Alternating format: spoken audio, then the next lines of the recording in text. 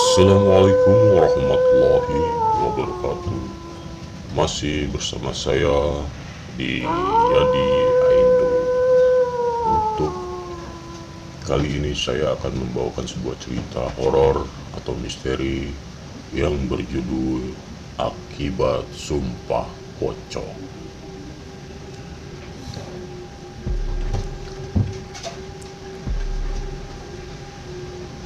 Desakan warga, lakukan sumpah pocong malam ini juga. Desak warga pada Maya, seorang wanita yang tengah menangis di sofa berwarna coklat tua. Warnanya tampak kusam. Tubuh Mayang bergetar karena beberapa orang menyeretnya ke balai desa. Belum kering tanah pemakaman suaminya, bahkan taburan bunga saja masih tampak segar. Namun, kepedihan itu belum berakhir. Mayang malah dihadapkan pada fitnah warga yang menyebutkan jika suaminya mati karena ditumbalkan olehnya. Jika suaminya mati karena ditumbalkan olehnya. Seorang wanita tua menangis di depan pintu. Dia adalah ibu mertua Mayang. Bu Hanna merasa bimbang antara yakin dan tidak yakin kalau menantunya bisa setega itu. Tak ada yang membela Mayang. Ia hanya anak yatim piatu, hidup sebatang kara setelah 2 bulan yang lalu ibunya juga meninggal. Mayang hanya pasrah, meratapi caci dan maki warga yang memintanya melakukan sumpah pocong. Sumpah yang dipercaya paling berbahaya karena karmanya selalu dibayar dengan kontan.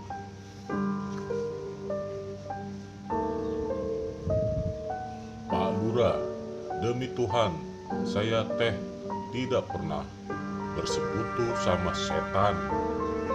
Kalau saya melakukan itu, mungkin saya sudah kaya raya, ucap Mayang terseduh-seduh. Pria berseragam coklat itu mengusap janggut tipisnya yang tajam karena pagi tadi sudah dicukur. Dia pun menarik napas dalam. Punten Neng Mayang, kalau satu lawan banyak, tentunya akan sulit dipercaya. Lebih baik Neng Mayang lakukan saja apa yang warga minta. Padahal ia berharap Pak Lurah bisa bersikap bijaksana, tetapi dia malah terkesan memperkeruh suasana. Mayang semakin terseduh, menangisi nasibnya yang selalu penuh nestapa. Mak Minah yang duduk di samping Mayang merasa iba. Ia mengusap rambut panjang Mayang dengan mata yang mengembun karena merasa tidak tega. Pak Lurah, memangnya harus sekarang? Kasihan atuh Mayang masih sedih karena ditinggal si Agus. Jangan dibela, Mak. Emak mau desa kita kena sial. Merasa suasana semakin bising, Mayang pun gegas menghapus air matanya. Ia terasa tak perlu ada yang ditakutkan. Toh, sumpah pocong akan berlaku hanya untuk orang yang benar-benar bersalah. Sementara dirinya merasa ada di pihak yang benar. Mayang berdiri. Seketika lantas ia berkata, saya merasa tidak salah. Jadi mari kita lakukan saja Pak Lurah. Mendengar pernyataan Mayang, Mak Minah langsung menarik tangan wanita berdres hitam dengan selendang hitam tersemat di kepalanya itu. Jangan, Neng, pamali, sumpah pocong teh. Dosanya besar. Gak apa-apa, Mak. Saya tidak mau harga diri diinjak-injak kayak gini. Kalau sampai saya terbukti tidak bersalah, saya bersumpah seluruh orang yang datang di sinilah yang akan menanggung akibatnya. Semua orang langsung berbisik, sebagian tidak percaya bahwa Mayang bisa punya nyali untuk melakukan ritual tersebut. Ada yang juga berubah haluan. Jika Mayang memang tidak mungkin sampai bersekutu dengan setan, seperti desas-desus yang beredar. Mayang bukanlah orang bergelimang harta. Dia hanya gadis desa bekerja sebagai pemetik teh di kebun Pak Lurah. Banyak pria yang mengejarnya, tetapi hanya Agus yang bisa memikat hatinya.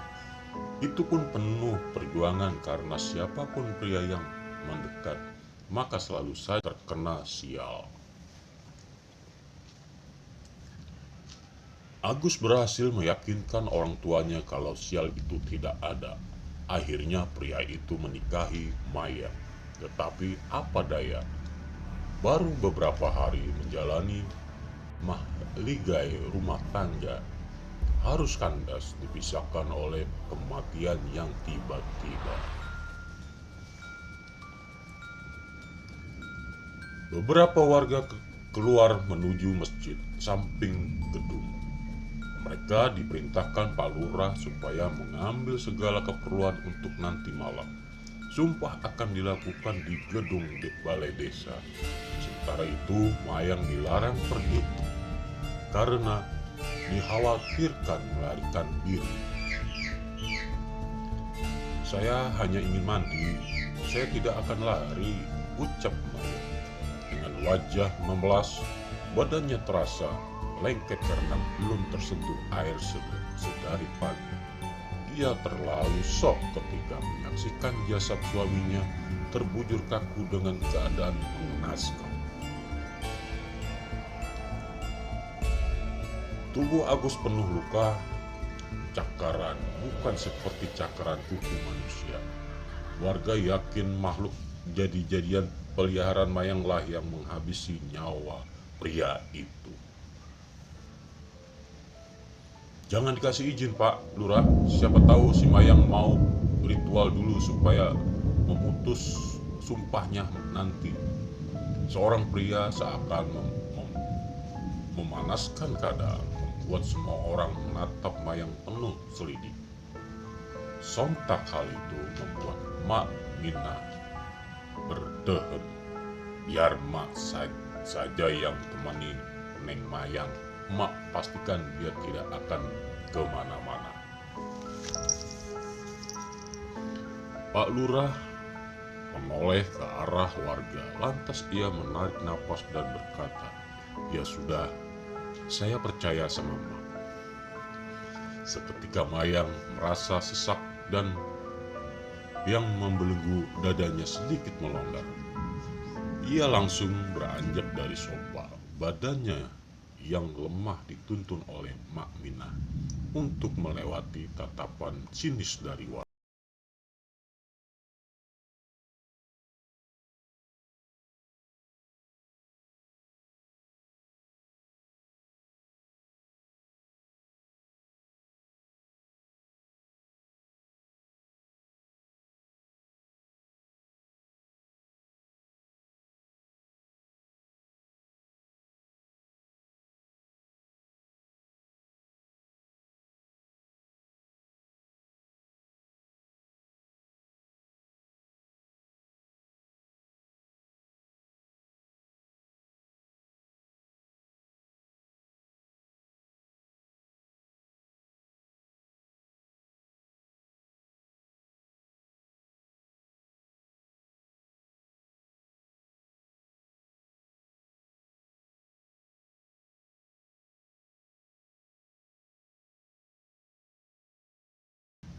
Ada perasaan menghangat kala Mak Minah berkata seperti itu. Setidaknya dia punya satu orang yang mempercayai saat ini. Namun tanpa Mayang diketahui, di balik semak-semak ada sosok misterius yang mengikutinya. Gemuruh kilat dan petir malam itu saling bersautan. Hujan serta angin membuat kengerian para penghuni rumah di desa Cimenyan. Mereka sibuk menutup jendela dan pintu, mengingat malam ini akan ada proses sumpah yang membuat hawa seakan berubah mencekam. Para wanita memeluk anak-anaknya di kamar dengan selimut tebal. Sang suami berpesan, jangan keluar kamar kalau ada suara aneh yang muncul tiba-tiba. Sedangkan para pria pergi ke gedung balai desa. Di sana Mayang diurus layaknya jenazah, hanya tersisa wajahnya saja. Ia merasa tubuhnya kaku dan tubuh kurus itu terbalut dan diikat oleh kain putih. Jantungnya tak karuan, merasa aliran darah berdersir lebih cepat. Seorang pria tua berpakaian serba putih bertugas untuk mengawal proses sumpah yang akan diucapkan Mayang. Ia sudah duduk di samping Mayang dengan memegangi kitab suci Al-Quran. Neng, coba pikir-pikir lagi. Jangan sampai menyesal, kata pria itu yang mendapat tatapan tajam dari beberapa orang sebab dianggap mempengaruhi Mayang. Gak apa-apa pak, biar mereka semua puas. Kita mulai pak. Mayang berusaha tenang. Ia fokus menatap atap gedung yang masih belum ditutup.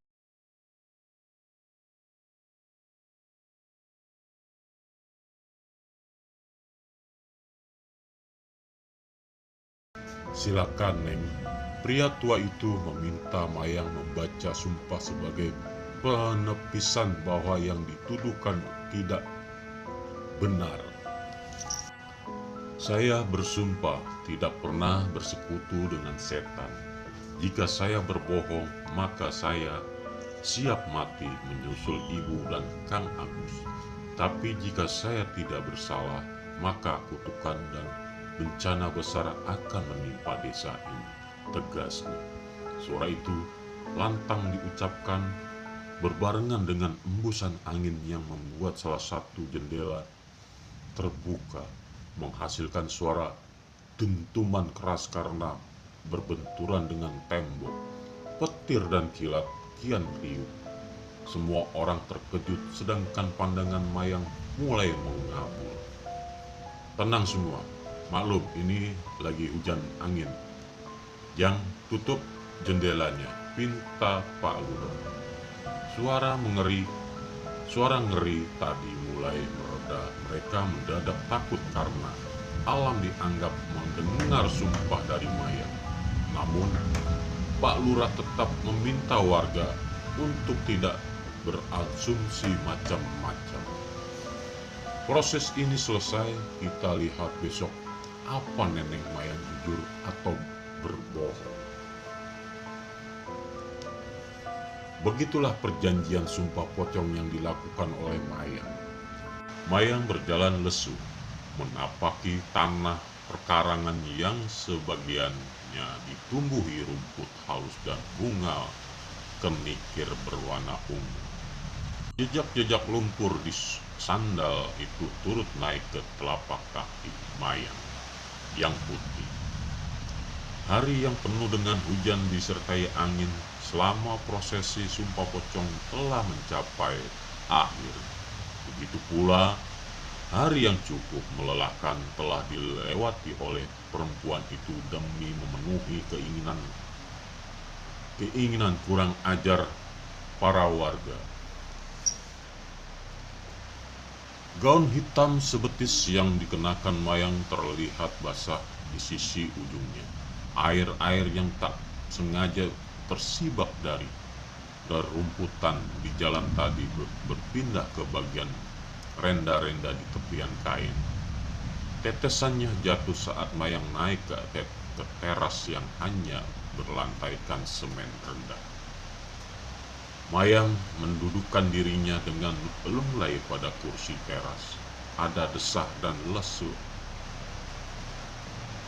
Lengguh kesal yang membuat dadanya tersengal.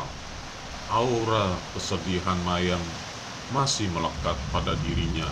Perempuan itu ditambah lagi dengan pakaian yang serba hitam yang seolah membuatnya dirangkul kedukaan dan untuk waktu yang lama.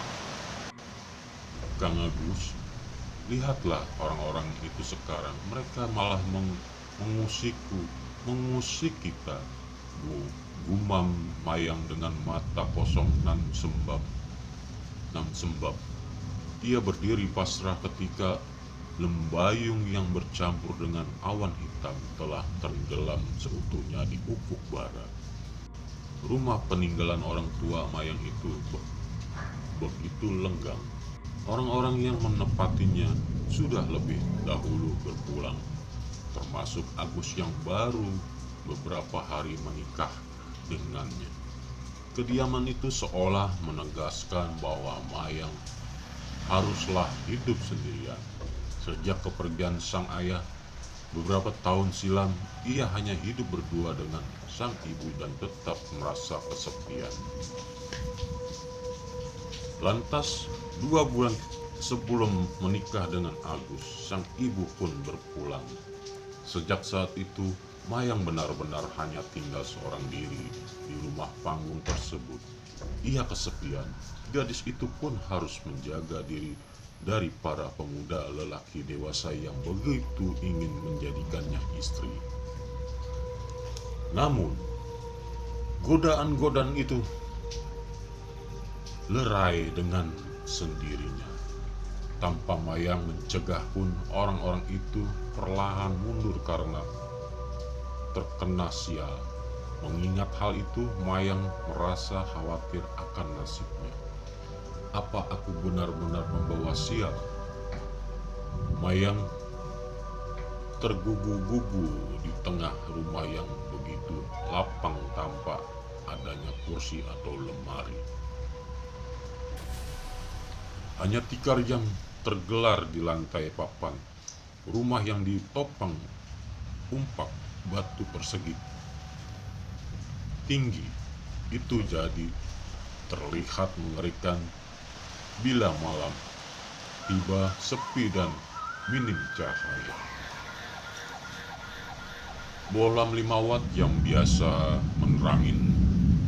menerangi luar rumah putus hingga perkarangan menjadi gelap gulita.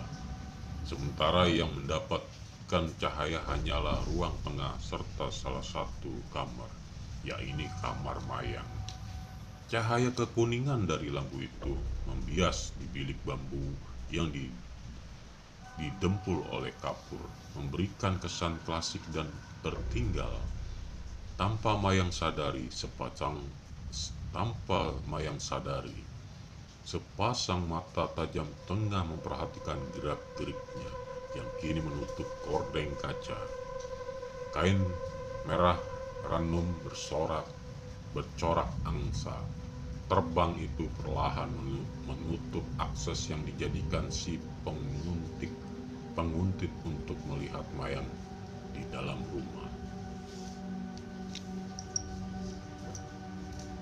Mayang hendak melangkah ke ruang belakang setelah menepikan ujung gorden di samping pintu. Namun suara gedebruk dari luar langsung membuat gadis itu mematu. Ia menatap pintu yang tertutup rapat tetapi belum terkunci. Akhirnya Mayang mendekat kembali dan menarik tuas ke besi di daun pintu. Perlahan lawang rumah pun sedikit terbuka. Mayang mengintip dari celah yang ia buat dan mencoba melihat ada apa di luar sana. Karena pencahayaan yang minim, Mayang tak bisa melihat apapun sampai di detik ia menarik kepalanya. dari celah pintu sebuah bayangan kerdil tampak menggelebat cepat di teras rumah.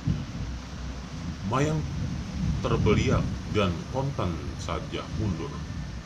Ia pun membanting pintu saking kagetnya. Kerasnya hantaman membuat slot dan yang berada di bagian atas pintu langsung turun dan secara otomatis pintu itu terkunci dari dalam. Apa itu? Berubah? Gumamnya menebak-nebak sendiri. Mayang pun mundur dan tetap memandang ke arah pintu. Tatapannya kian menyipit selaras dengan suara cicitan yang terdengar dari luar. Kian jauh Mayang mundur, kian keras pula cicitan serupa anak ayam atau walang kerik dewasa itu terdengar. Ia seolah tepat berada di depan pintu. Baru kali ini ia merasakan bulu kuduknya berdiri. Padahal selama di rumah sendirian, ia tak pernah merasakan keanehan apapun. Jangan-jangan akibat sumpah menyebalkan tadi. Mayang mengumpat kesal. Musola yang jarang sekali dipakai beribadah berjamaah di desa Cimenyan itu seolah-olah beralih fungsi menjadi gudang penyimpanan alat-alat untuk dirinya melakukan sumpah pocong.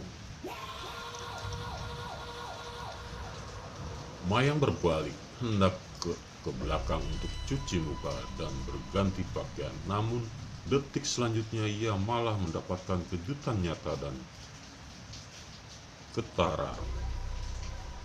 Sesosok wanita berwajah lebar dan berkepala besar berdiri tepat di hadapan Mayang. Rambut hitam itu diacak-acak hingga mengembang bagai surai singa. Mata merah bulatnya seolah akan keluar karena kelopak di wajah itu tak memiliki kulit, sementara bibirnya amat lebar menyeringai bagai luka gores yang tembus di bawah telinga. Mayang membeku seketika. Ia tak bisa berteriak meski ingin, ia tak mampu beralih pandang. Padahal kengerian sudah membuat sekujur tubuhnya bergetar. Mayang melotot, seolah dipaksa untuk saling bertatapan. Seolah ia mendapatkan sugesti. Bila Mayang mengelak, maka ia menghina kehadiran sosok tersebut.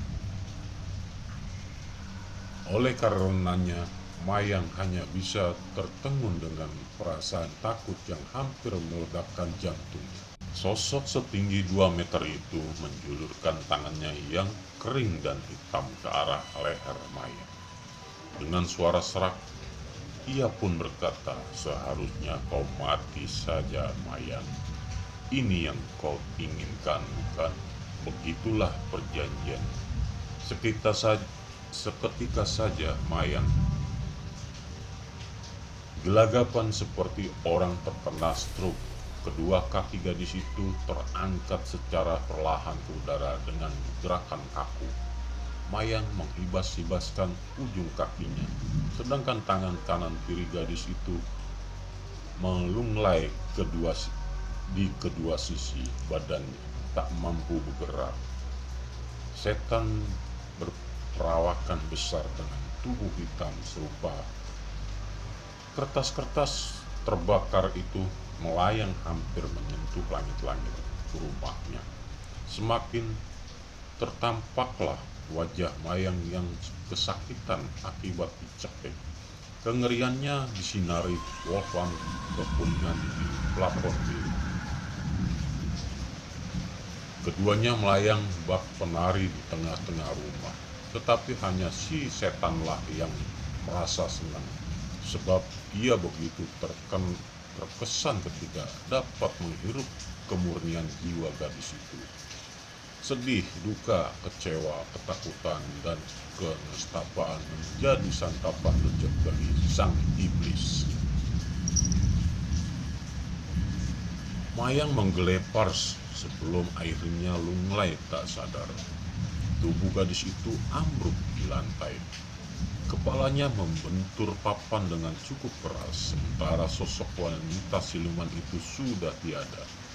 Hanya ada Mayang.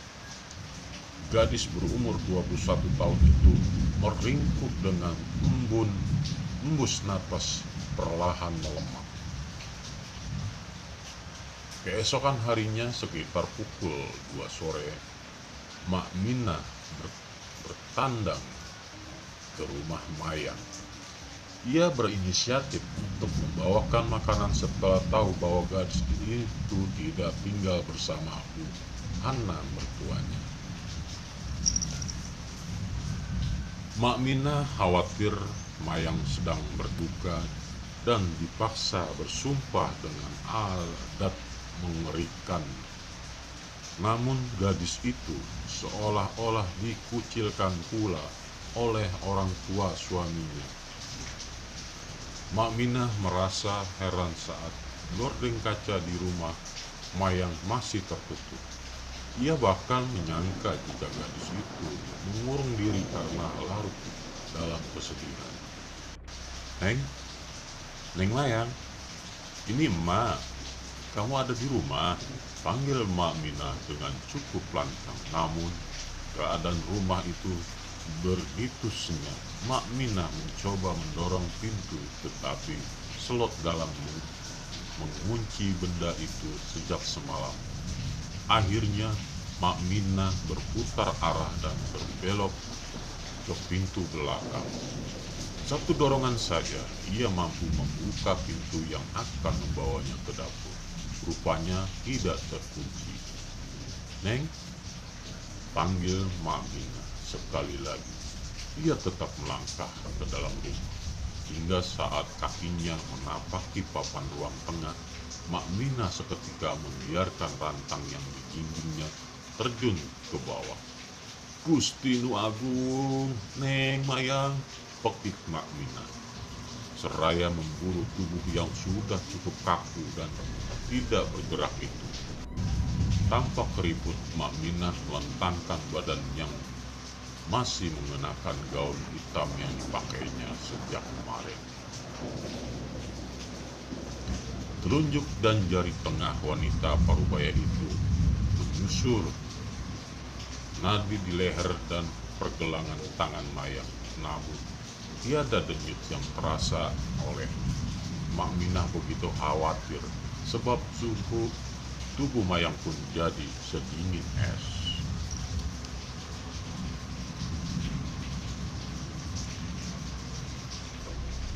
Setelah akibat sumpah pocong, jasadnya tidak diterima atau ditolak bumi.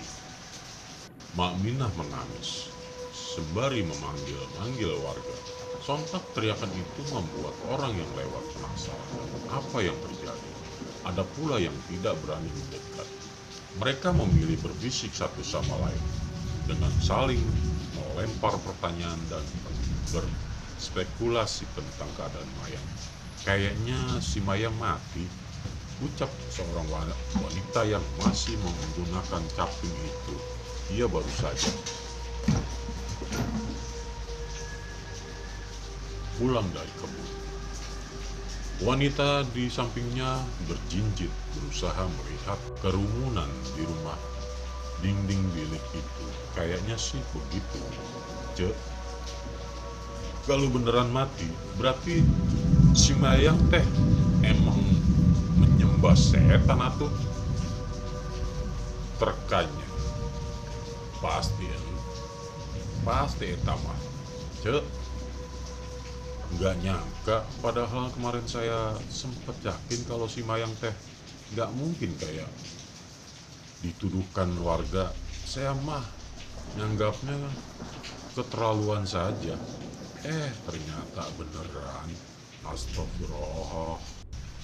Suara Mak Minah semakin nyaring. Padahal ia bukan siapa-siapa, bukan sanak saudara, tetapi melihat tubuh Mayang terbujur seperti itu bagai melihat kematian cucunya sendiri. salah satu warga melerai Mak Minah untuk menjauh karena nanti akan ada yang mengurusnya. Kematian Mayang bukan disambut dengan bela sungkawa, melainkan sebuah cacian dan hinaan. Mereka yang memiliki hati dengki menganggap malaikat maut memang pantas untuk mencabut nyawa si pengikut aliran setan.